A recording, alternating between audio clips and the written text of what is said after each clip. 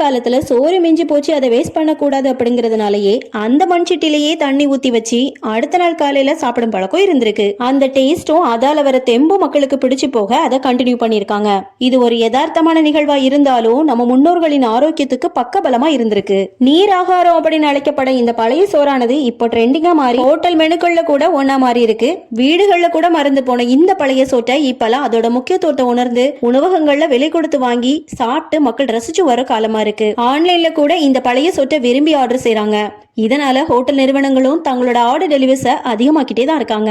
நார்மலா ரைஸ்ல உள்ள சத்துக்களை கம்பேர் பண்ணும்போது இந்த பழைய சோத்துல சத்துக்கள் அதிகமா இருக்கு அப்படின்னு கண்டுபிடிச்சதுனால பலவித சத்துக்கள் இருக்கு. அது மட்டும் இல்ல, டெய்லி நாம இதை எடுத்துக்கிட்டோம் அப்படின்னா குடல் சம்பந்தப்பட்ட வியாதிகளும் குணமாகுது. நவீனமயமாகி வரும் இந்த காலகட்டத்துல தொன்மையும் பழமையும் மாறாத பழைய சோறு வந்துட்டு இப்போ மக்களை திரும்பி பார்க்க வச்சு மாஸ் பண்ணிட்டு தான் இருக்கு. இத பத்தி நீங்க என்ன நினைக்கிறீங்க?